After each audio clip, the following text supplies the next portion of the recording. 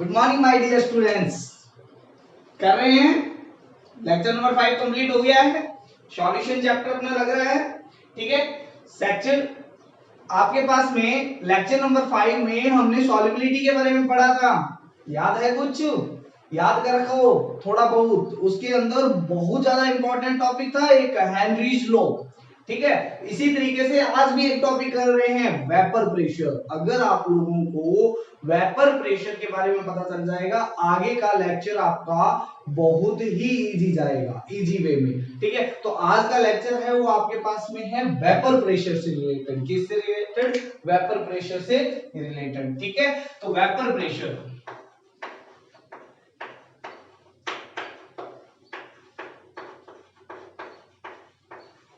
ठीक है।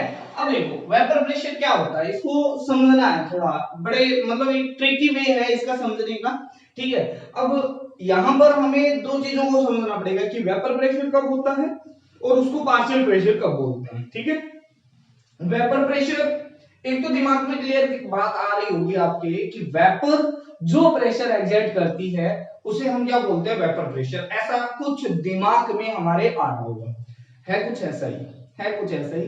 बट दो तीन कंडीशन है इसके अंदर लग जाती है, वही कंडीशन पड़ती है, वही कंडीशन हमें देखनी है कि पार्शियल प्रेशर क्या है और वेपर प्रेशर क्या है, ठीक है। चलो मैं क्या लेता हूं, ये सिर्फ डिफाइन होता है, it is define for, it is define for volatile component और volatile substance। अब वोलेटाइल सब्सटेंस क्या होता है, ठीक है। अब एक बात बताओ, आप NaCl को छोड़ दिया आपने, ठीक है, ऐसे ही खुला छोड़ दिया, एक जगह पेट्रोल को छोड़ दिया, बताओ क्या होगा? पेट्रोल क्या हो जाएगा? वेपर बन जाएगा, उड़ जाएगा, ठीक है।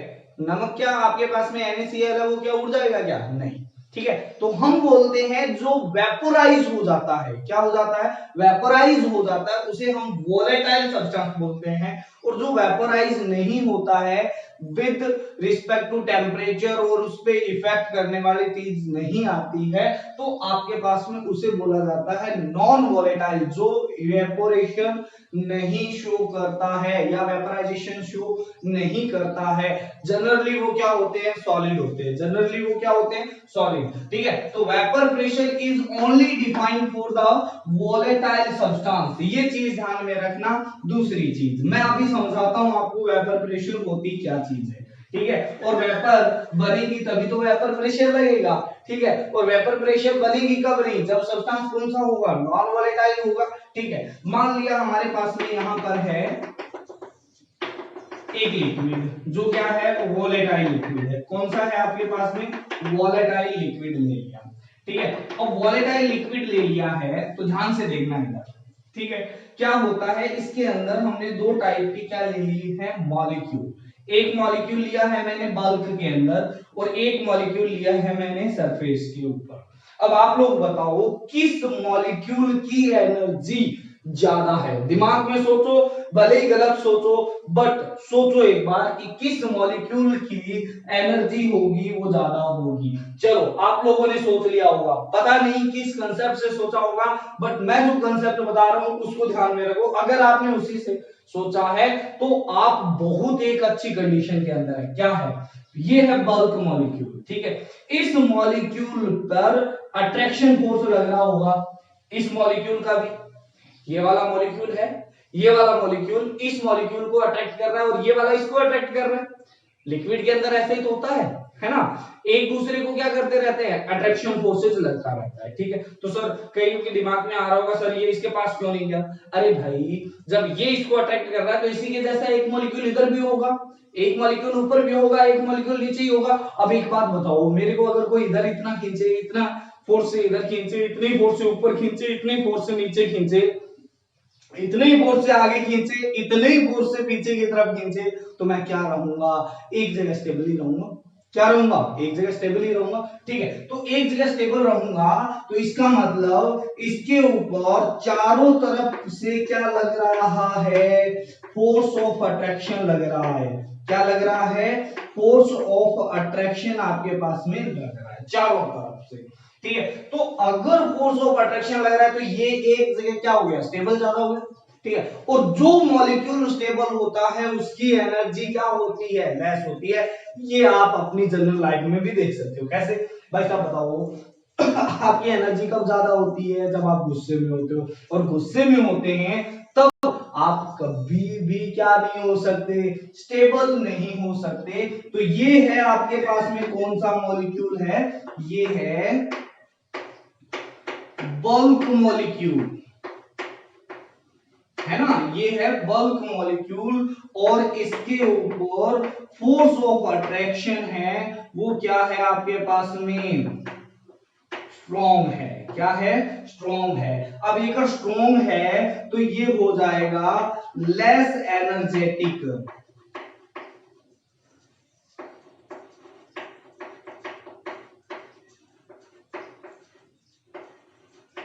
हो जाएगा या नहीं हो जाएगा।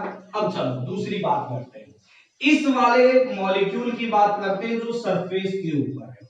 अब सरफेस पे है तो ऊपर की तरफ मॉलिक्यूल है बट इसके जैसे वाले मॉलिक्यूल नहीं है। तो होगा क्या, इसके ऊपर जो फोर्स ऑफ अट्रैक्शन लगेगा वो चारों तरफ ना लग के नीचे की साइड और डायगोनल लगेगा, ठीक है। तो इसके ऊपर फोर्स ऑफ अट्रैक्शन क्या हो गया, कम हो गया, यानी स्टेबिलिटी इसकी क्या हो गई, कम हो गई।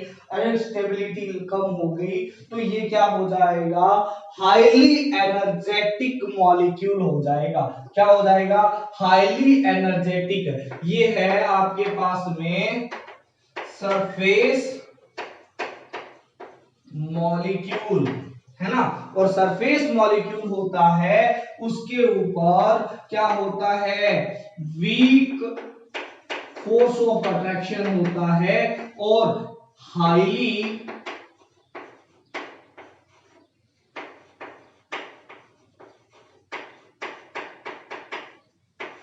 एनर्जेटिक होता है। क्या होता है, हाईली एनर्जेटिक। अब हाईली एनर्जेटिक है तो ये क्या करेगा, थोड़ी सी एनर्जी लेते ही इस सरफेस को क्या कर देगा, स्केप कर देगा। क्या कर देगा, स्केप कर देगा और ये क्या हो जाएगा, वेपर में चेंज हो जाएगा।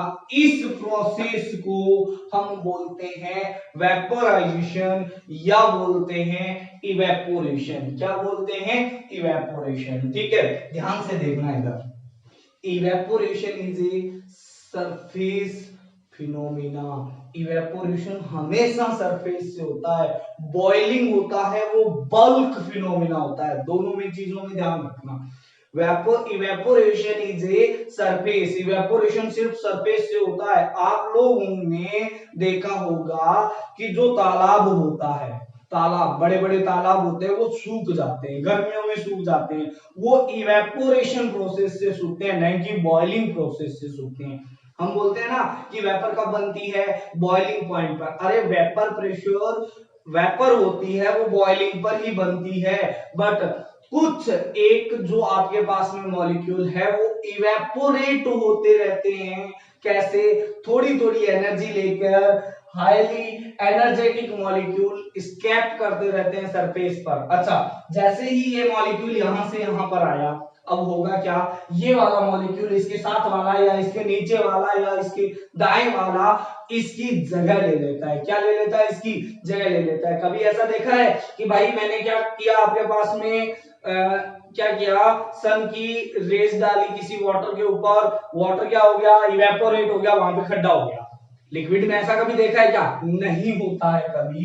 तो यहां पर स्कैप होने से यहां पर दूसरा मॉलिक्यूल इसकी जगह पर आ जाता है, फिर वो हाईली एनर्जेटिक होता है, फिर वो एनर्जी लेके फिर वो स्केप कर देता है। अगर ये ओपन कंटेनर है तो ये इवेपोरेशन प्रोसेस है वो कंटिन्यूअसली क्या होती रहती है, चलती रहती है।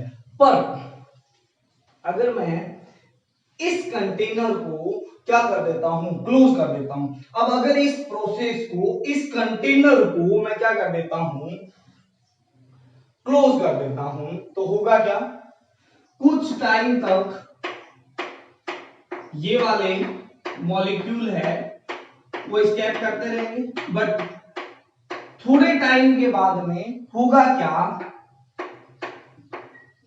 थोड़े टाइम में बाद में होगा क्या, होगा ऐसा कि यहां पर कॉन्सेंट्रेशन ऑफ वेपर है वो बढ़ जाएगी। अब बढ़ जाएगी तो ये वाले मॉलिक्यूल है ये क्या करेंगे आपके पास में, क्या करेंगे आपके पास में घूमेंगे। घूमेंगे तो घूमते घूमते टकराएंगे नहीं, ये इससे टकराया, इससे टकराया, इससे टकराया, इससे टकराया। जैसे ही ये वाला मॉलिक्यूल, जैसे ही ये वाला मॉलिक्यूल लिक्विड सरफेस से वापस टकराएगा तो क्या होगा, बताओ क्या होगा? वो वापस उसमें क्या हो जाएगा, ट्रैप हो जाएगा। क्या हो जाएगा, ट्रैप, क्योंकि यहां पर तो फोर्स ऑफ अट्रैक्शन नीचे की तरफ लग ही रहा है ना मॉलिक्यूल पे, सेम मॉलिक्यूल पे। ठीक है, तो होता क्या है, जैसे जैसे इवेपोरेशन बढ़ता है क्लोज कंटेनर में, जैसे ही ये आपस में टकराते हुए वापस लिक्विड सरफेस से टकराते हैं तो आपके पास में ये वेपर है वो वेपर फेज से लिक्विड फेज में वापस क्या हो जाते हैं, चेंज हो जाते हैं। इस प्रोसेस को कंडेंसेशन बोलते हैं। क्या बोलते हैं, कंडेंसेशन। ठीक है, कुछ पहले पहले इवेपोरेशन क्या हुआ, रेट ऑफ इवेपोरेशन बढ़ी, क्या हुई, रेट ऑफ इवेपोरेशन बढ़ी। फिर टाइम के साथ में रेट ऑफ इवेपोरेशन तो कम होने लग जाती है बट रेट ऑफ कंडेंसेशन क्या होने लग जाती है, बढ़ जाती है। कुछ टाइम बाद में एक टाइम ऐसा आएगा जहां पर rate of evaporation rate of condensation के बराबर हो जाती है, तो इसे बोलते हैं dynamic equilibrium.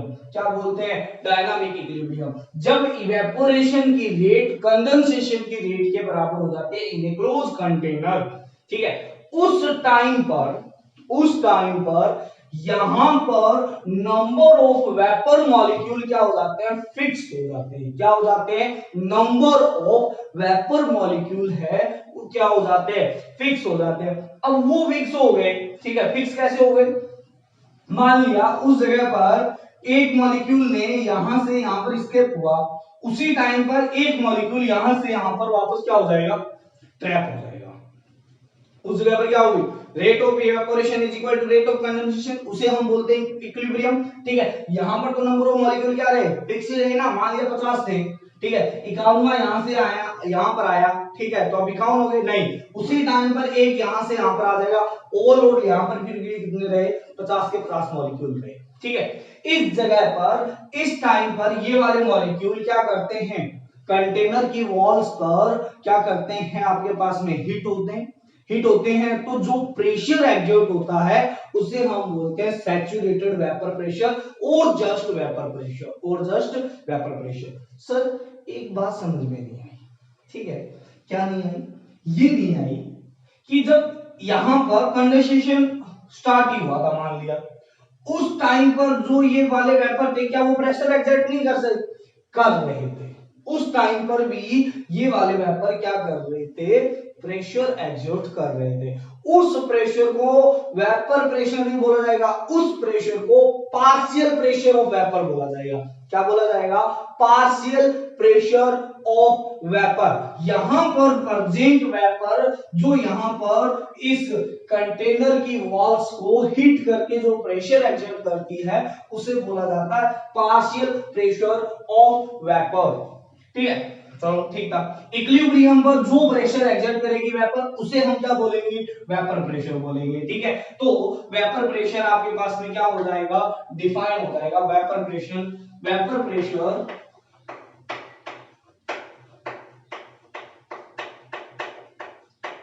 is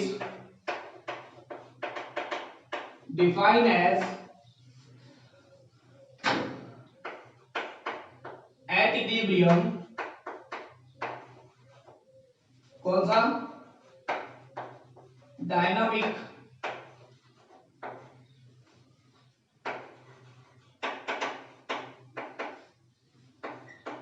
equilibrium when rate of evaporation is equal to rate of condensation or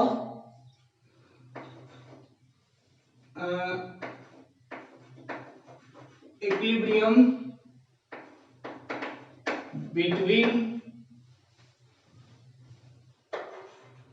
liquid and vapor। ठीक है, तो उसे बोला जाता है डायनामिक इक्विलिब्रियम। ठीक है,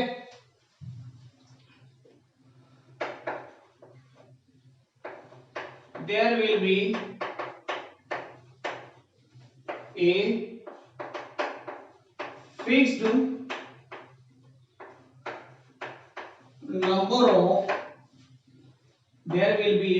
number of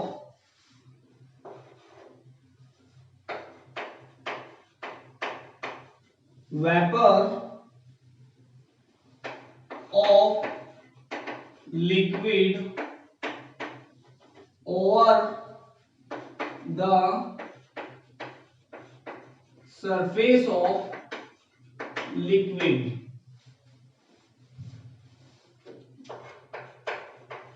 These vapor of liquid hit the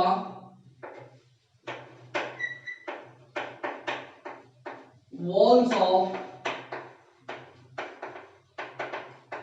container and exert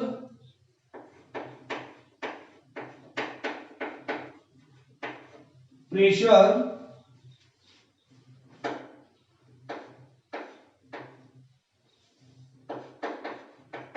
this pressure is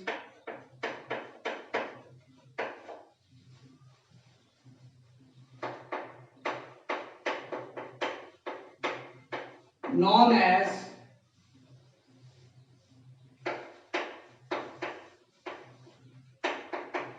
saturated vapor pressure. ठीक है, और जस्ट वेपर प्रेशर। ठीक है, तो यहां पर आपके पास में ये चीज आ गई वेपर प्रेशर की डेफिनेशन। क्या होता है, at dynamic equilibrium when rate of evaporation is equal to rate of condensation और equilibrium establish between liquid and vapour. ठीक है, इन क्लोज कंटेनर, आप ये भी लिख सकते हो in close container there will be a fixed number of vapor of liquid over the surface of liquid. These vapor of liquid hit the walls of container and exert pressure there.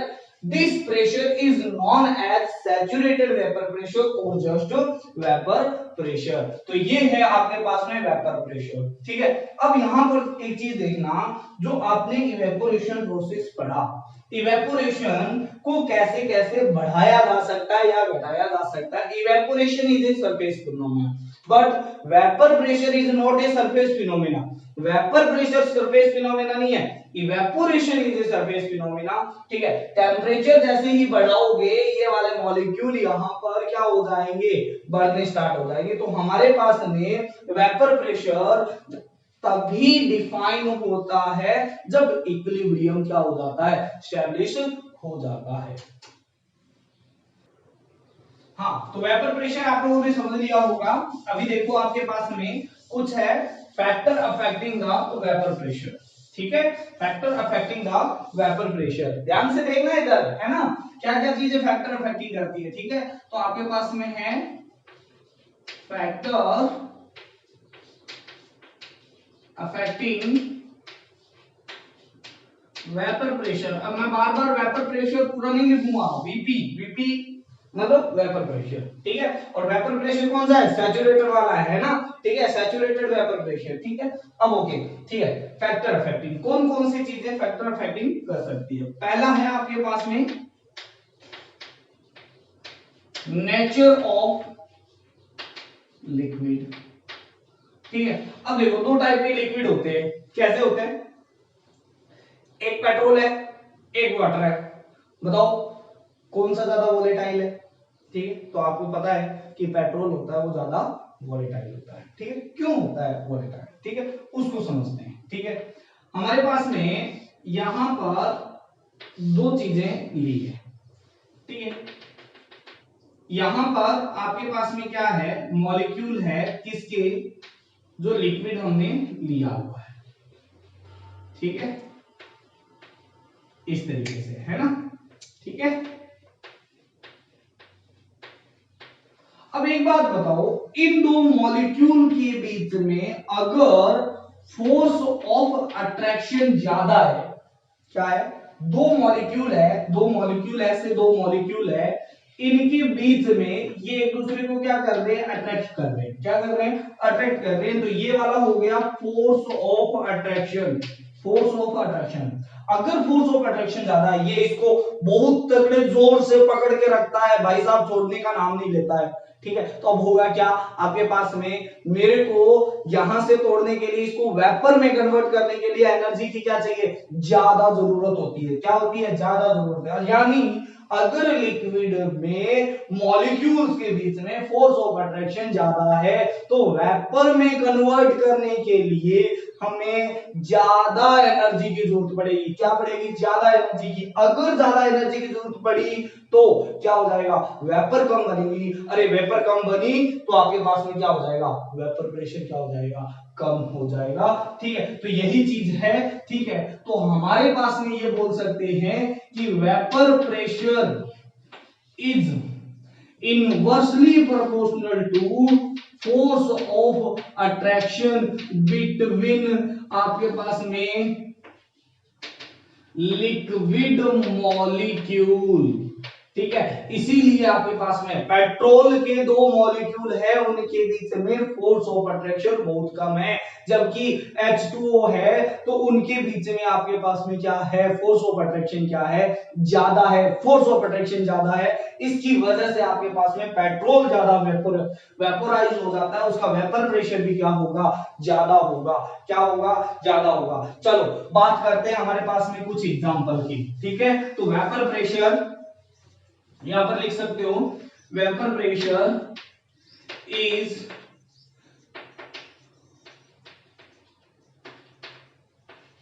Inversely proportional to the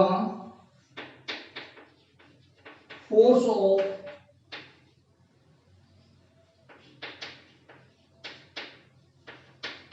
attraction between liquid molecule, ठीक है। तो ये चीज है, ठीक है। अब कुछ एग्जांपल लेते हैं, देखना इधर एग्जांपल नंबर 1, ठीक है। एग्जांपल नंबर 1 लेता हूं मैं। मान लिया आपके पास में क्या है, H2O है ना, और दूसरा है आपके पास में CH3OH है, ठीक है। एक वाटर है, एक है मेथनॉल। अब एक बात बताओ, इसमें हाइड्रोजन बॉन्डिंग होती है, दोनों में हाइड्रोजन बॉन्डिंग होती है।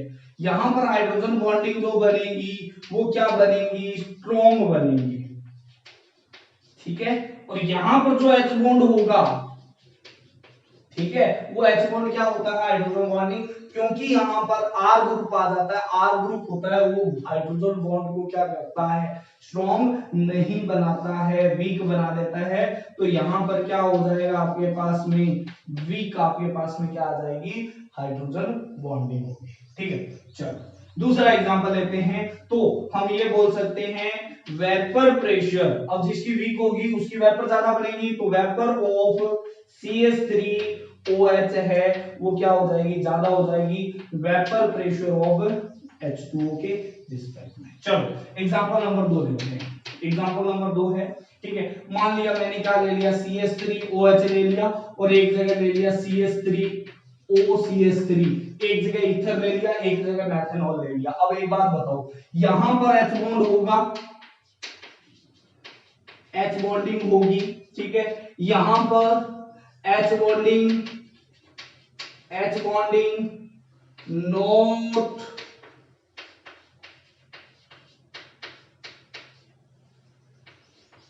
नोट प्रेजेंट, ठीक है। अब एक बात बताओ, अगर यहां पर H बॉन्डिंग प्रेजेंट है, यहां पर H बॉन्डिंग प्रेजेंट नहीं है, तो फोर्स ऑफ अट्रैक्शन क्या हो जाएगा, force of attraction is high, और यहाँ पर फोर्स ऑफ अट्रैक्शन क्या हो जाएगा, वीक। तो यहां पर मैं ये बोल सकता हूं कि वेपर प्रेशर, क्योंकि फोर्स ऑफ अट्रैक्शन जितना ज्यादा वीक होगा वेपर प्रेशर उतना ज्यादा होगा, तो मैं ये बोल सकता हूं CH3 की वेपर प्रेशर ज्यादा होगा as compare to vapour pressure of CH3OH। चलो एक एग्जांपल और लेता हूं मैं, यहां पर एक एग्जांपल और लेते हैं, ठीक है। एग्जांपल नंबर 3 है, ठीक है, देखना इधर एग्जांपल नंबर 3, आप यहां से उतारना। एग्जांपल नंबर 3 की बात करता हूं, ठीक है। मैंने ले लिया CH3OH मेथनॉल और दूसरी जगह ले लिया CH2OH ब्लैक कोल, ठीक है। अब देखो यहां पर अगर मैं बात करता हूं, इसमें क्या है, 1H बॉन्ड है, क्या है 1H बॉन्ड। इसमें कितना बनाएगा, 2H बॉन्ड बनाएगा, हाइड्रोजन बॉन्ड बनाएगा, ठीक है, क्योंकि ये भी बनाएगा ये भी बनाएगा, ठीक है। तो यहां पर फोर्स ऑफ अट्रैक्शन क्या हो जाएगा, वीक हो जाएगा, और यहां पर फोर्स ऑफ अट्रैक्शन क्या हो जाएगा, स्ट्रॉन्ग हो जाएगा। अब अगर ये स्ट्रॉन्ग हो गया, ठीक है, तो एक बात बताओ मुझे यहां पर कि वेपर प्रेशर ये स्ट्रॉन्ग है, सॉरी ये वीक है, तो इसका वेपर प्रेशर क्या हो जाएगा, CH3OH, इसका वेपर प्रेशर किससे ज्यादा हो जाएगा आपके पास में, CH2OH से ज्यादा हो जाएगा। तो आप अलग अलग एग्जांपल के थ्रू देख सकते हो, जिन मॉलिक्यूल के बीच में फोर्स ऑफ अट्रैक्शन ज्यादा होता है उस लिक्विड का जो आपके पास में वेपर प्रेशर बनेगा वो क्या बनेगा, कम बनेगा, और जिसका फोर्स ऑफ अट्रैक्शन कम होता है उसका आपके पास में वेपर प्रेशर ज्यादा बनेगा। क्या आप लोग इसको समझ पा रहे हो, कंप्लीट एक बार उतार लो, नोट्स कंप्लीट बनाओ अपने, ठीक है, ओके।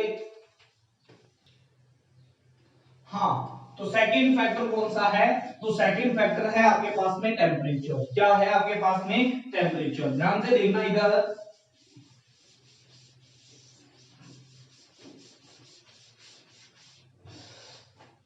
इधर देखना, टेम्परेचर सेकंड है आपके पास में, सेकंड फैक्टर है टेम्परेचर, ठीक है। वैसे तो ये टेम्परेचर को समझना थोड़ा सा मुश्किल है, बट हम है ना इसको थोड़ा इजी वे में समझते हैं, ठीक है। एक बात बताओ ध्यान से इधर, ये वाले लिक्विड के मॉलिक्यूल है,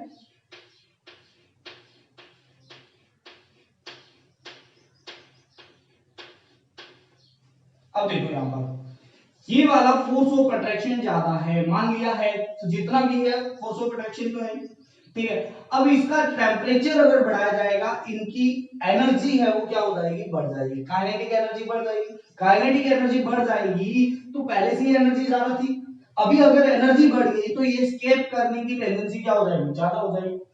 अगर ये स्टेप ज्यादा होगी यानी वेपर बनने की टेंडेंसी, जितनी ज्यादा वेपर ऊपर होगी उतना ही आपके पास में क्या हो जाएगा, वेपर प्रेशर क्या हो जाएगा, बढ़ जाएगा, ठीक है। तो on increasing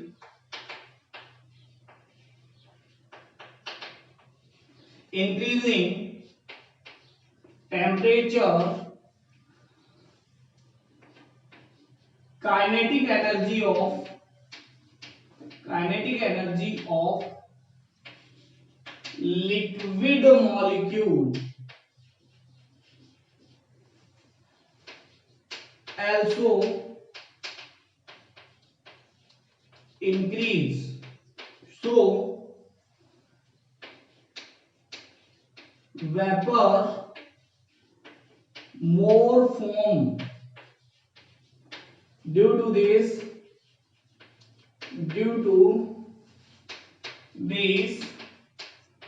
vapor pressure is increasing with increasing temperature, ठीक है। तो अगर आप टेम्परेचर बढ़ाओगे तो स्केप करने की टेंडेंसी बढ़ जाएगी, ठीक है। तो काइनेटिक एनर्जी मॉलिक्यूल की बढ़ जाएगी तो स्केप करने की टेंडेंसी बढ़ जाएगी, वेपर मोर फॉर्म होगा, वेपर मोर फॉर्म होगा तो वेपर प्रेशर क्या हो जाएगा, इंक्रीज हो जाएगा। चलो ध्यान से देखना इधर, ठीक है। तो हम ये बोल सकते हैं vapour pressure is directly proportional to temperature, ठीक है, ये बोल सकते हैं temperature,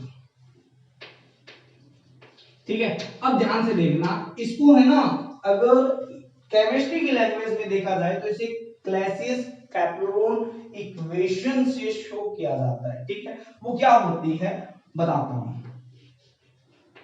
log of P2 upon P1, P2 और P1 है वो आपके पास में क्या है, टेम्परेचर T2 पर वेपर प्रेशर है और ये है टेम्परेचर T1 पर क्या है, वेपर प्रेशर है, ठीक है, is equal to delta H of vaporisation divide by 2.303 R 1 upon T1 minus 1 upon T2।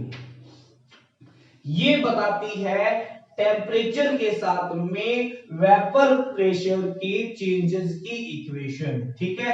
तो इक्वेशन विच शो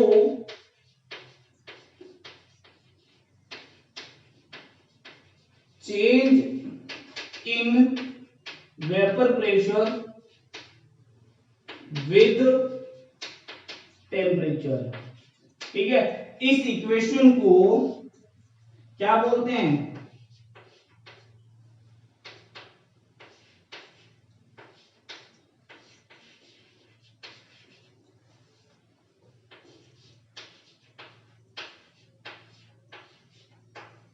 क्लैसियस कैप्रोन इक्वेशन बोलते हैं, क्लैसियस कैप्रोन इक्वेशन।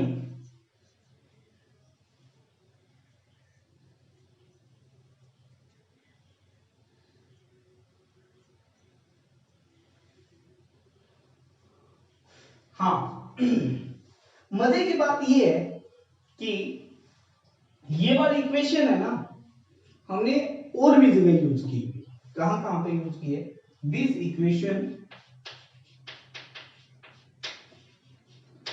इज also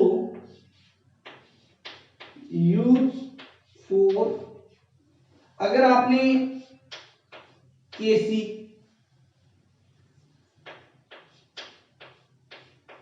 केपी ये सारे क्या है, इक्विलिब्रियम कांस्टेंट है,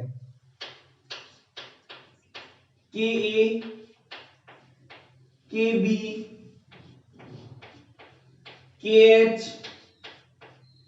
के W, this equation is also used for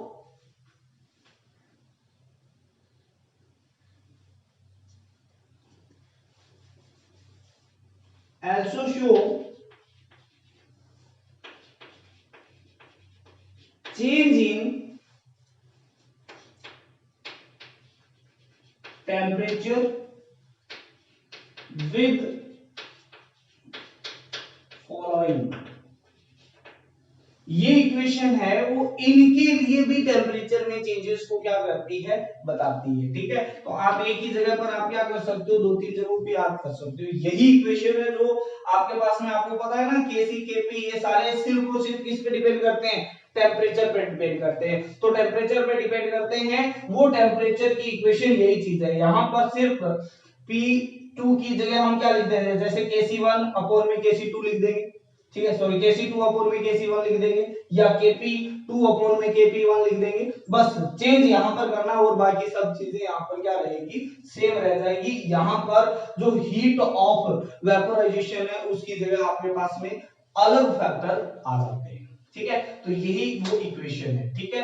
अब इसके अंदर अगर ग्राफ बनाते हैं, क्या बनाते हैं, ग्राफ, ठीक है, किसके बीच में, वेपर प्रेशर और किसके बीच में, टेम्परेचर के बीच में, ठीक है। तो ये इक्वेशन है उसके थ्रू ग्राफ बनाया जाता है, तो कुछ इस तरीके से कर्वेचर वाला ग्राफ बनता है आपके पास, ठीक है, आप बना लो change in vapour pressure with respect to temperature. ये ग्राफ है आपके पास में कि पहले आपके पास में क्या होता है, कम बढ़ता है, फिर धीरे धीरे क्या हो जाता है आपके पास में ज्यादा बढ़ता है थोड़े से टेम्परेचर इंक्रीज करने पर वेपर प्रेशर। ठीक है, जल्दी से लिखो।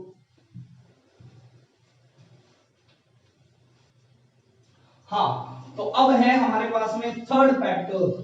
ठीक है, समझते जाना बेटा इसको बड़ा ध्यान से, बड़ी इंपॉर्टेंट है। आप क्लैसियस कैप्ट्रॉन इक्वेशन को स्किप कर सकते हो बोर्ड के लिए, ठीक है, बट कंपटीशन के लिए आपके लिए जितना ही ज्यादा इंपॉर्टेंट है ये। ठीक है, तो चलो हमारे पास में, चलो बात करते हैं थर्ड फैक्टर की। थर्ड फैक्टर है बॉइलिंग पॉइंट। क्या है आपके पास में, बॉइलिंग पॉइंट ऑफ लिक्विड। एक बात बताओ, कोई लिक्विड है जिसका बॉइलिंग पॉइंट क्या है, कम है। कम है इसका मतलब क्या होता है, उसके मॉलिक्यूल के बीच में अट्रैक्शन फोर्स होता है वो क्या हो जाता है, वीक होता है। तभी तो उसका बॉइलिंग कम है, तभी तो क्या है, बॉइलिंग क्या है, कम है, तभी तो लिक्विड और गैस के बीच में उसका क्या हो जाता है, इक्विलिब्रियम क्या आ जाता है, जल्दी स्टेब्लिश हो जाता है। ऐसा ही तो होता है। ठीक है, तो जिसका लिक्विड बॉइलिंग पॉइंट कम होगा, बॉइलिंग पॉइंट कम होगा यानी फोर्स ऑफ अट्रैक्शन क्या होगा, वीक होगा जिस लिक्विड का। ठीक है, तो उसका वेपर प्रेशर उतना ही क्या होगा, ज्यादा होगा। ठीक है, तो बॉइलिंग पॉइंट कम तो वेपर प्रेशर क्या हो जाएगा, ज्यादा हो जाएगा। तो हम यहां पर लिख सकते हैं boiling point is inversely proportional to, sorry, vapor pressure is inversely proportional to boiling point of liquid। ठीक है, क्यों, क्योंकि बॉइलिंग पॉइंट कम है, इसका मतलब लिक्विड के मॉलिक्यूल्स के बीच में फोर्स ऑफ अट्रैक्शन क्या है, वीक है। ठीक है, तो यहां पर हम लिख सकते हैं इस चीज को। ठीक है, क्वेश्चन है आपके पास में, and if boiling point of two liquid A and B is 50 degree Celsius and 70 degree Celsius,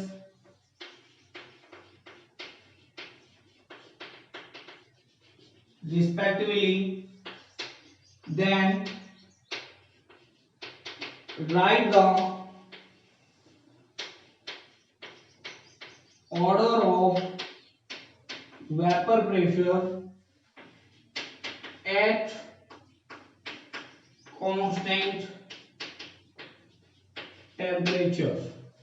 ठीक है, तो हमारे पास में अगर राइट द ऑर्डर लिखना है, ठीक है, तो मुझे पता है बॉइलिंग पॉइंट ऑफ बी है वो ज्यादा है बॉइलिंग पॉइंट ऑफ ए से, तो मैं यहां पर लिख सकता हूं वेपर प्रेशर क्या हो जाएगा, वेपर प्रेशर ए क्या हो जाएगा, ज्यादा हो जाएगा, वेपर प्रेशर क्या हो जाएगा, बी से।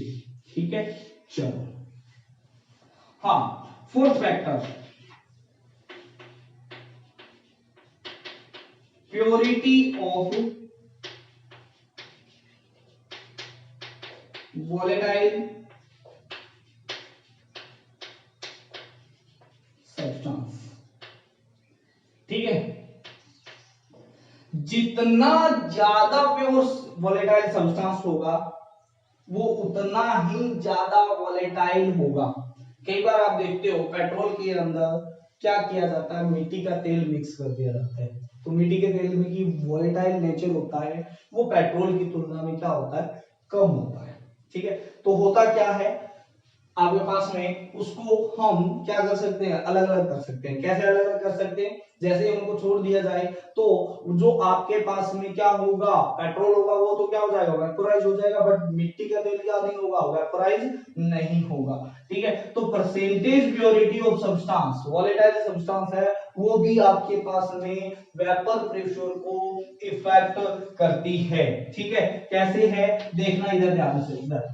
ठीक है, क्योंकि देखना इधर ध्यान से, मान लिया ये आ रहा आपके पास में इम्प्योर है, इम्प्योर है, इसका मतलब क्या है आपके पास में, इसके सरफेस के ऊपर क्या होगा, अब देखो यहां पर सरफेस है ये आपके पास में, ठीक है। इस पर एक जगह पर आपके पास में इम्प्योर सब्सटेंस आ गया, मान लिया ये वाला इम्प्योर सब्सटेंस है, ठीक है, ये वाले क्या है, इम्प्योर सब्सटेंस है, ये तो वोलेटाइल होंगे नहीं, ठीक है, सिर्फ इन्हीं का ही क्या हो जाएगा, वोलेटाइल होगा, यही तो क्या होंगे, वोलेटाइल होंगे, क्योंकि वोलेटाइल नेचर तो इन्हीं का ही है, ठीक है। तो अगर सरफेस के ऊपर नॉन वोलेटाइल सब्सटेंस आ जाता है तो जो आपके पास में क्या हो जाता है, वेपर प्रेशर होता है, वो क्या हो जाता है, डाउन हो जाता है, क्या हो जाता है, डाउन हो जाता है। ध्यान से सुनना इस चीज को, तो percentage purity vapour pressure is directly proportional to क्या हो जाता है, purity.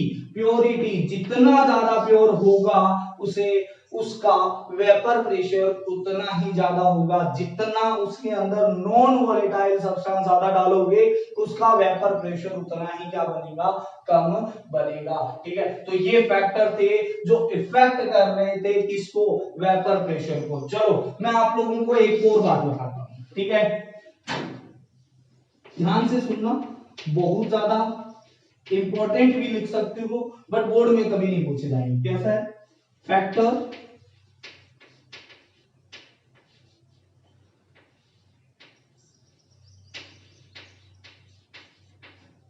does not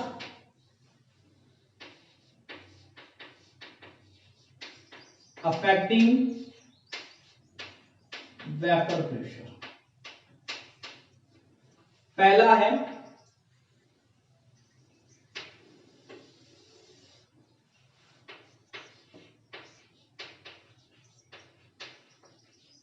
amount of substance, ठीक है। आपने अगर 1 लीटर क्या लिया है, पेट्रोल लिया है, चाहे 5 लीटर पेट्रोल लिया है, ठीक है, उसका वेपर प्रेशर सेम आएगा, वेपर प्रेशर क्या आएगा, सेम आएगा। ये चीज भी ध्यान में रखना, ऐसा नहीं है कि सर ज्यादा होगा तो ज्यादा वेपर बनेगी, अरे भाई इक्विलिब्रियम आ जाएगा, उसके बाद वेपर तो नंबर ऑफ फिक्स हो जाएंगे, अमाउंट अमाउंट क्या हो जाएगा, ऊपर फिक्स हो जाएगा, वही अमाउंट है वो आपके पास में प्रेशर लगाता है, उसी को वेपर प्रेशर बोलते हैं। अगर यहाँ पर मैंने 1000 लीटर पेट्रोल ले लिया तो ऐसा नहीं है कि ऊपर वेपर क्या हो जाएगी, उस कंटेनर के वेपर क्या बन जाएगी, उधर ज्यादा बन जाएंगे, ठीक है, ऐसा कुछ नहीं होने वाला है, ठीक है। जो आपके पास में अमाउंट ऑफ सब्सटेंस है वो डिपेंड नहीं करता, यानी क्या है,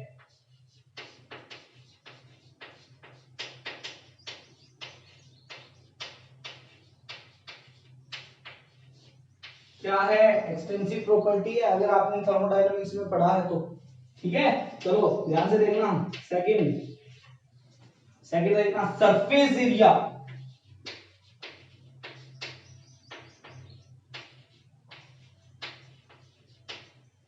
सरफेस एरिया क्या नहीं करता है, इफेक्ट नहीं करता है। सर अभी आप बोल रहे थे कि यहां पर इसका सरफेस एरिया कम हो गया, अरे नहीं, सरफेस एरिया डिपेंड नहीं करता है, यहां पर सरफेस पर जो नॉन वोलेटाइल सब्सटेंस आ जाता है ना वो इफेक्ट करता है, क्योंकि उसका क्या नहीं हो पाता है, स्कैपिंग हो नहीं पाती है, इवेपोरेशन क्या हो जाता है, कम हो जाता है, ठीक है, वो इफेक्ट करती है ना, ठीक है। यहां पर ऐसा नहीं है कि सरफेस एरिया ज्यादा तो वेपर प्रेशर ज्यादा, ऐसा कुछ भी नहीं होगा, क्योंकि वो तो फिक्स नंबर ऑफ जो मॉलिक्यूल है वही जो प्रेशर एग्जर्ट करेंगे उसी को हम वेपर प्रेशर बोलेंगे, ठीक है। थर्ड, चलो थर्ड की बात करते हैं, shape, size, volume of container, किसी भी शेप का, किसी भी साइज का, किसी भी वॉल्यूम का कंटेनर हो वो वेपर प्रेशर को इफेक्ट नहीं करेगा, ठीक है। तो ये चीजें थी आपके पास में जो फैक्टर जो अफेक्ट नहीं करते हैं, बट हमें लगता है कि ये इफेक्ट करते होंगे, बट ऐसा होता नहीं है, तो इनको भी थोड़ा ध्यान में रखना, ठीक है। तो ये था वेपर प्रेशर, ठीक है। अब वेपर प्रेशर की कुछ एप्लीकेशंस है, क्या है, एप्लीकेशंस, ठीक है। और वेपर प्रेशर के ऊपर कुछ और कंसेप्ट बनते हैं जिन्हें हम राउल्ट्स लॉ के नाम से जानते हैं, ठीक है। तो राउल्ट्स लॉ पढ़ते हैं अभी। हाँ, तो अभी हम पढ़ रहे हैं राउल्ट्स लॉ। चलो ध्यान से देखना इधर, राउल्ट्स लॉ। अरे भाई, वेपर प्रेशर इसी के लिए तो पढ़ा था हमने, है ना। वेपर प्रेशर इसी के लिए पढ़ा है हमने, ये भी चीज ध्यान में रखना। क्या था राउल्ट्स, राउल्ट्स पाओ क्या बोलता है अपना,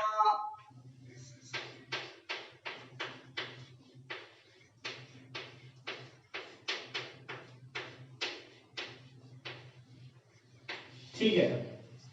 राउल्ट्स बाबा जी बोलते हैं क्या बोलते हैं कि मान लिया दो वोलेटाइल लिक्विड ले लिए, क्या ले लिए, दो वोलेटाइल लिक्विड। दोनों लिक्विड क्या होने चाहिए, लिक्विड ए, और यहां पर ले लिया लिक्विड बी, ठीक है। दोनों ही वोलेटाइल है। पहले तो ले लिया प्योर, प्योर ए, और प्योर क्या है आपके पास में, बी है, दोनों प्योर है, ठीक है। अब प्योर फॉर्म में इनका वेपर प्रेशर कैलकुलेट किया, ठीक है।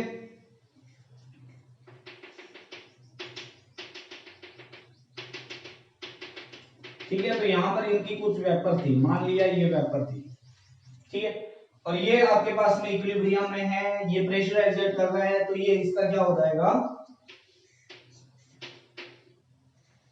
पी नोट ए, यानी पी नोट ए क्या है आपके पास में, पी नोट ए है vapour pressure of liquid A in pure form, ठीक है। अब यहां पर मैंने क्या ले लिया, लिक्विड दूसरा ले लिया, ठीक है। मान लिया ये वाला है,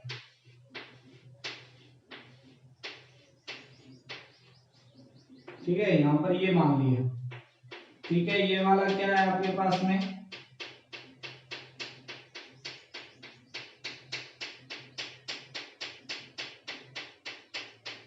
ये वाले मॉलिक्यूल है वो क्या है, लिक्विड बी के हैं, और ये है सरफेस मॉलिक्यूल, ये क्या है आपके पास में, सरफेस, ठीक है, ये है सरफेस,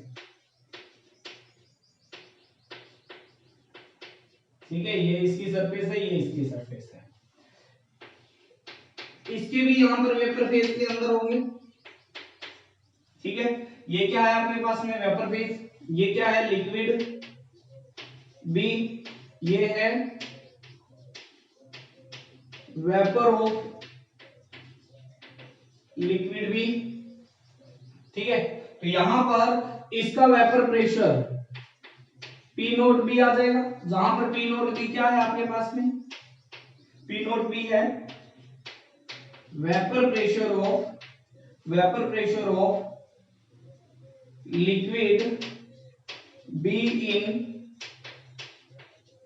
प्योर फॉर्म। अब मैंने क्या किया, इन दोनों को मिक्स किया,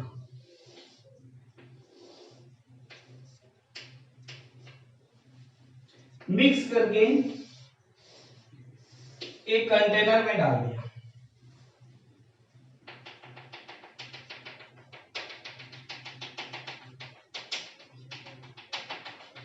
मान लिया यहां पर हम लेट करके चलते हैं, लेट करके क्या चलते हैं, पी नोट ए है वो ज्यादा है किससे है, पी नोट बी से, ऐसा मान के चलते हैं, ऐसा मान के चलते हैं। तो यहां पर इस बार क्या होगा, जो ये सरफेस होगी उस पे लिक्विड ए के भी मॉलिक्यूल होंगे और लिक्विड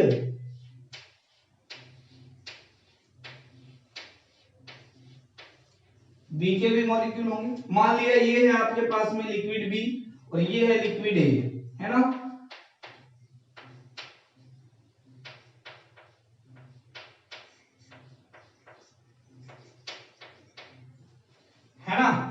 कुछ लिक्विड ए के हैं, कुछ लिक्विड बी के। मैं दोबारा बना देता हूं, है ना।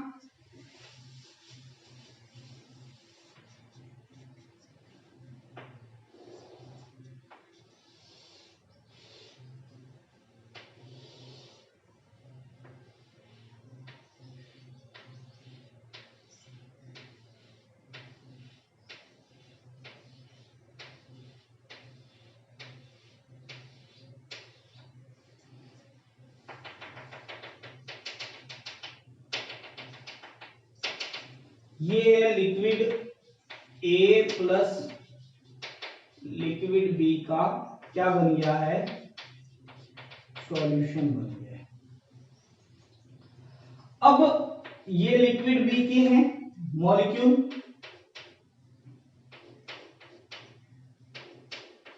ऐसा है, ठीक है। तो अब क्योंकि ए ज्यादा वोलेटाइल था, क्योंकि वेपर प्रेशर ज्यादा है, बी कम वोलेटाइल था, तो ऊपर ए की वेपर्स क्या होगी, ज्यादा होगी, बी की वेपर्स क्या होगी, कम होगी, ठीक है। तो देखो ऐसा है, तो ये है आपके पास में बी की वेपर्स, ये है आपके पास में ए की वेपर, ये है vapour of A and B. अब राउल्स लॉ ये बोलता है कि ये जब प्रेशर अप्लाई करेंगे तो हर एक का प्रेशर होगा वो अलग अलग होगा, क्योंकि ए ज्यादा वोलेटाइल है तो उसका वेपर प्रेशर भी क्या होगा, ज्यादा होगा। बी का अगर कम वोलेटाइल है तो उसका आपके पास में वेपर प्रेशर भी क्या होगा, कम होगा इन द सॉल्यूशन, ठीक है।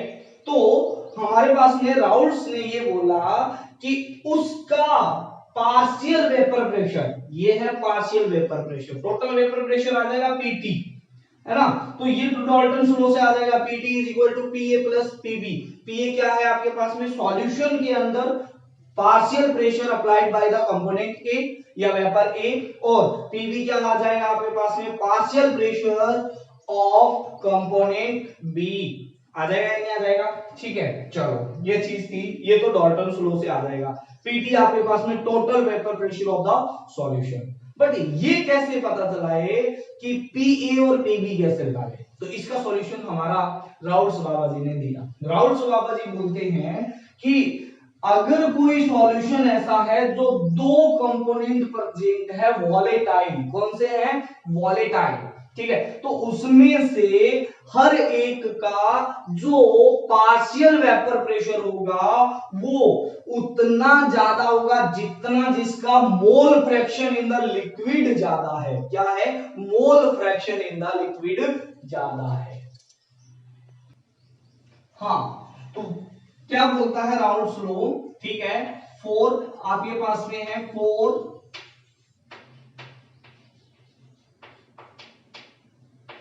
वोलेटाइल लिक्विड्स, ठीक है। तो आपके पास में स्टेटमेंट है in solution of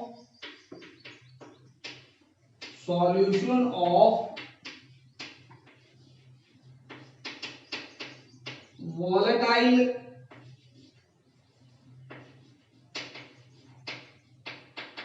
liquids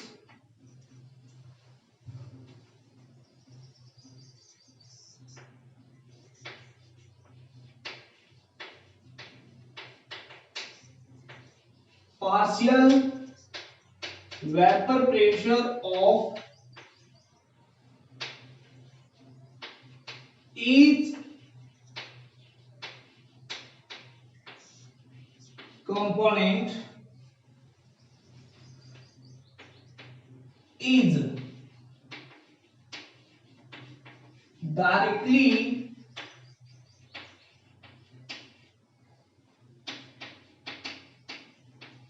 proportional to the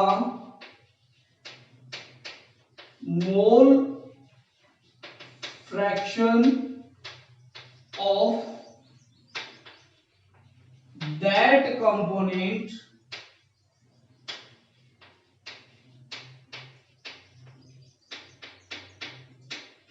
in solution, ठीक है। मान लिया इस सॉल्यूशन के अंदर एक्स ए तो आपके पास में मोल fraction of component liquid A है, एंड आपके पास में एक्स बी है, वो क्या है, लिक्विड बी के हैं। तो अकॉर्डिंग टू हमारे पास में यहां पर क्या आ जाएगा, अकॉर्डिंग टू, देखना इधर ध्यान से, अकॉर्डिंग टू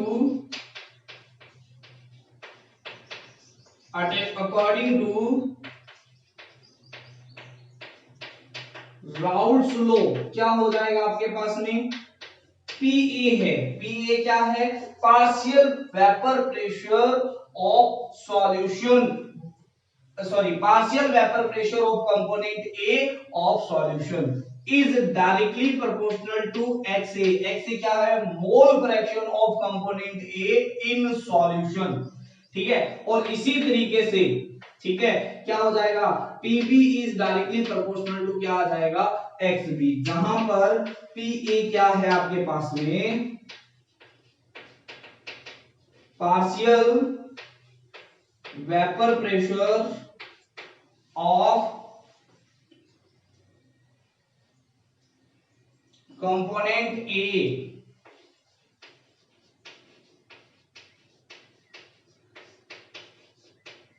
ठीक है। पीबी क्या है आपके पास में, partial vapour pressure of component B, X से क्या है, mole fraction of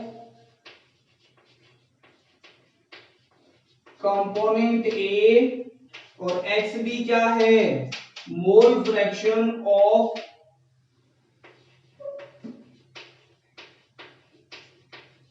component B है, ठीक है।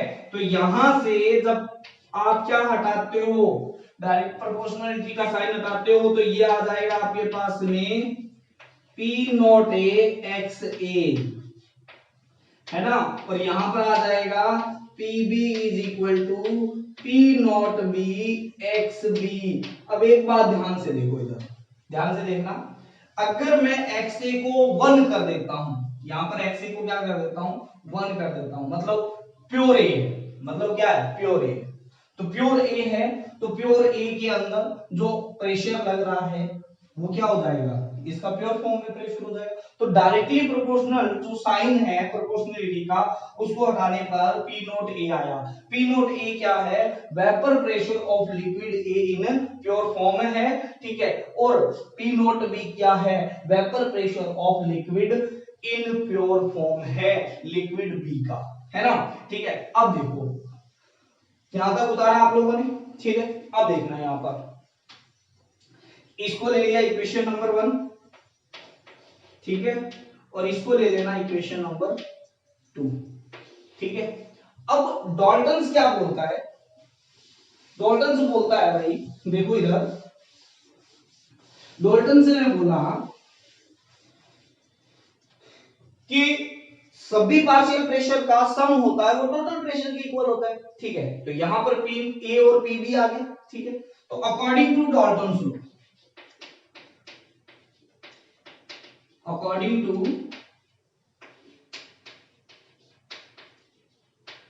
डॉल्टन्स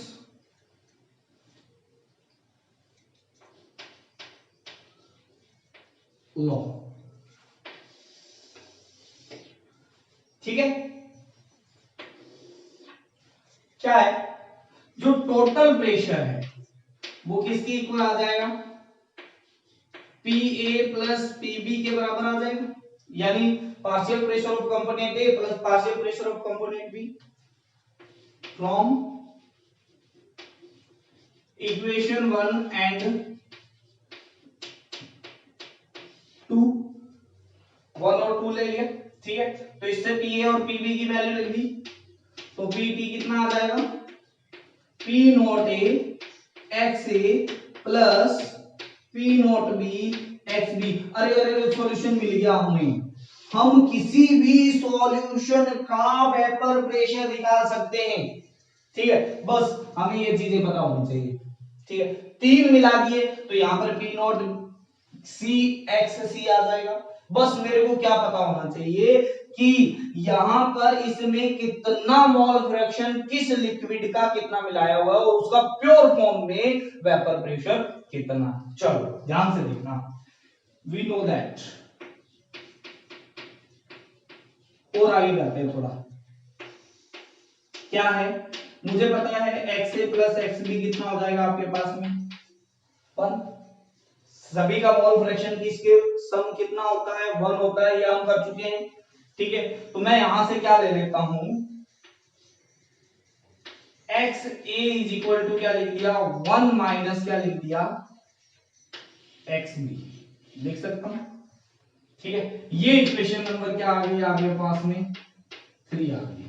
ठीक है, तो यहां पर लिख देता हूं पुट इन इक्वेशन 3।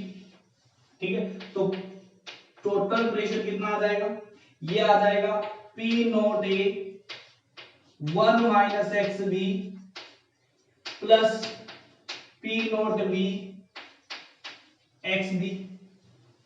सॉल्व करो इसको आगे, P T is equal to P not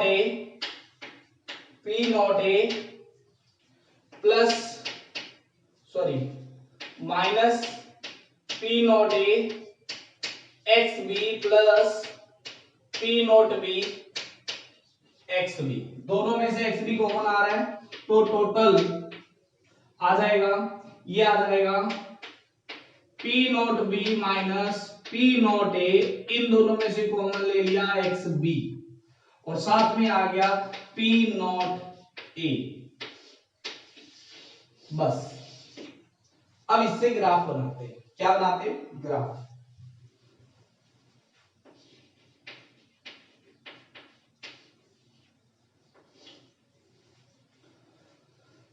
देखना इधर,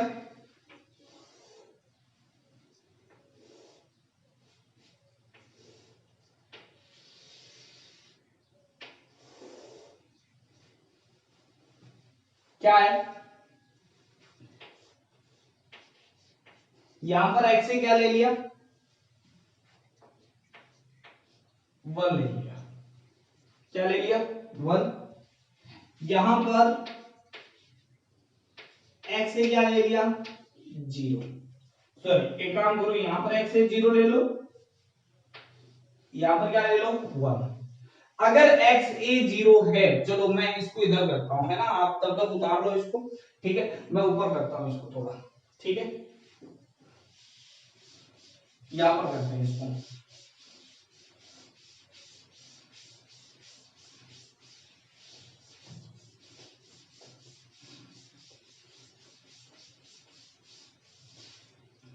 चलो ग्राफ करना है, तो ग्राफ के लिए हमें कौन कौन सी इक्वेशन पता होनी चाहिए।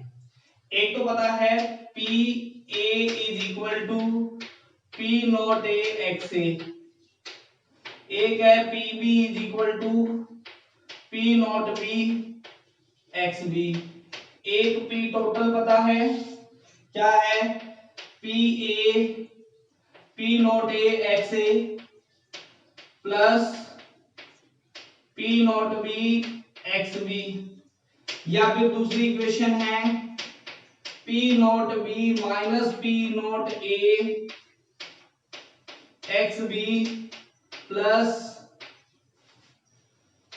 पी नॉट ए, है ना।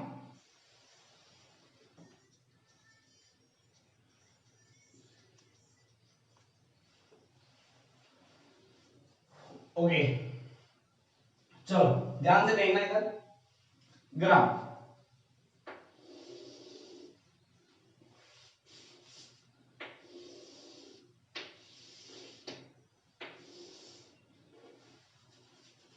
यहां पर क्या लेता हूं एक्स इज इक्वल टू क्या ले लिया 0, यहां पर एक्स क्या ले लिया आपके पास में 1। एक्स 0 है मतलब एक्स भी कितना हो जाएगा 1 प्योर फॉर्म में भी। यहां पर क्या हो जाएगा एक्स बी कितना हो जाएगा आपके पास में 0। चलो सबसे पहले एक्स बी की वैल्यू क्या रखते हैं 0 रखते हैं, तो 0 रख दी तो पी टी इक्वल टू क्या आ गया आपके पास में, देखना इधर X B is equal to क्या रख दिया 0, तो P T is equal to P A आ गया। मतलब सिर्फ और सिर्फ यहाँ पर क्या है आपके पास में एक्स बी 0 है, मतलब क्या है प्योर फॉर्म में ए है, तो जो टोटल प्रेशर आएगा वो पार्शियल सॉरी प्योर फॉर्म में जो ए का क्या होगा प्रेशर वेपर प्रेशर होगा वही आएगा। ठीक है, तो यहां पर एक्स ए यहां पर आ गया आपके पास में कितना आ गया पी नॉट ए, और हमने शुरू के अंदर लेके चला था, क्या लेके चले थे हम लेके चले थे कि पी नॉट ए क्या है आपके पास में ज्यादा है, पी नॉट बी क्या है हमारे कम है। ठीक है, हमने ये लेके चला था कि पी नॉट ए क्या है ज्यादा है, पी नॉट बी क्या है कम है। ठीक है, तो ये आ गया पी नॉट ए। ठीक है, अच्छा जैसे ही मैंने एक्स बी की वैल्यू 1 रखी, एक्स बी की वैल्यू क्या रखी 1 रखी, तो 1 रखते ही यहाँ पे पी नॉट ए से P not A cancel, P not B आ जाएगा, तो पी नॉट बी क्या है आपके पास में कम है, तो पी नॉट बी क्या आ गया यहां पर आ गया, ये आ गया पी नॉट बी। जब एक्स बी की वैल्यू क्या है 1, तो ये है वेपर प्रेशर ऑफ सॉल्यूशन, और ये है मोल फ्रैक्शन, ये क्या है मोल फ्रैक्शन की वैल्यू यहां से यहां पर या इसके जस्ट अपोजिट क्या हो रही है बढ़ रही है। दोनों में लीनियर ग्राफ है, क्यों है क्योंकि ये तो क्या हो गई आपके पास में c हो गया y इज इक्वल टू ये क्या हो गया y इज इक्वल टू ये हो गया m और ये हो गया x और ये क्या हो गया c, तो y is equal to mx plus c का क्या होता है लीनियर ग्राफ होता है, तो ये हो गया लीनियर ग्राफ। ठीक है, अब चलो मैं क्या करता हूं दोनों के ग्राफ इन दोनों के ग्राफ भी यहां पर बनाता हूं। सबसे पहले यहां पर जब ही एक्स ए की वैल्यू क्या रख दी 0, तो एक्स ए की वैल्यू 0 रख दी तो पी ए की वैल्यू में कितनी होगी 0, एक्स ए वैल्यू 0 वेपर प्रेशर में कितना आ गया 0, एक्स ए की वैल्यू 1 तो पी ए की वैल्यू भी कितनी आ गई पी नॉट ए के बराबर आ गई। तो ये ग्राफ हो गया किसका, ये ग्राफ हो गया, ये तो ग्राफ हो गया पी टी का, इसके बराबर P not A X A plus P not B X B का, ये हो गया पी ए का ग्राफ, क्या हो गया पी नॉट ए एक्स ए। चलो चलो आगे देखते हैं, अब देखते हैं यहां पर इसकी वैल्यू, किसकी वैल्यू एक्स बी की वैल्यू मैं क्या रखता हूं 0, तो पी बी की वैल्यू भी कितनी आ गई 0। ठीक है, जैसे ही एक्स बी की वैल्यू क्या रखता हूं 1 रखता हूं तो पी नॉट बी कहां है यहां पर, तो ये आ गई आपके पास में किसका ग्राफ आ गया पीबी का, जो क्या हो गया P not B X B के बराबर। ये था राउल्स लॉ, किसके लिए दो वोलेटाइल कंपोनेंट के लिए। ठीक है, राउल्स लॉ कुछ भी नहीं है, राउल्स लॉ ये बताता है कि सॉल्यूशन के अंदर अगर दो वोलेटाइल कंपोनेंट मिला दिए गए हैं, जो तो प्रेशर आएगा ईच कंपोनेंट का अलग अलग आएगा। ठीक है, क्योंकि कोई ज्यादा वोलेटाइल होता है कोई कम वोलेटाइल होता है, तो ये डिपेंड करता है कि उस सॉल्यूशन में उस कंपोनेंट के मोल फ्रैक्शन कितने। ठीक है, ऐसा ही कुछ एक रूल और पढ़ा था हेनरीज लॉ, आपने पढ़ा था, उसमें हमने क्या लिया था, हमने लिया था मोल fraction of gas in liquid लिया था ना। यहां पर मोल fraction of liquid in solution है ना। ठीक है, तो हमने वहां पर घोलना था, यहां पर घुला हुआ है उसको वेपर में बनाना है, वहां पर वेपर थी उसको क्या करना था घोलना था। दोनों में कोई और ज्यादा फर्क नहीं है, सिर्फ जो कांस्टेंट है उसी का फर्क है। वहां पर P is directly proportional to X आया था, X mole fraction of gas in solution था। ठीक है, यहां पर क्या है P is directly proportional to X है, यहां पर P है वेपर प्रेशर और pressure exerted by the vapour. यहां पर वेपर किसके थे लिक्विड के ही हैं, उसी लिक्विड के हैं जिसके अंदर इसको क्या है इसके अंदर बना हुआ है। ठीक है, और वेपर भी उसी लिक्विड के ही है। ठीक है, परंतु उसमें हेनरीज लॉ के अंदर क्या था, वेपर कुछ और थी, गैस कुछ और थी, सॉल्यूशन कुछ और था, उसको उसके अंदर क्या करना था डिसॉल्व करना था। बस यही आपके पास में हेनरीज लॉ था। ठीक है। और हेनरीज लॉ इसमें सिर्फ कांस्टेंट का आगे से फर्क है, और उसके अंदर जो गैस और लिक्विड है वो अलग अलग कंपोनेंट के होते थे। यहां पर दोनों, जो लिक्विड भी उसी का ही है और आपके पास में क्या है, जो गैस है, वेपर है, वो भी उसी का ही है। ठीक है, इस चीज को समझ लो। ठीक है, आपका पूरा का पूरा जो डेरिवेशन था वो यहाँ पर हो चुका है। नेक्स्ट क्लास के अंदर अपने इसके ऊपर बेस्ड न्यूमेरिकल को डिस्कशन करना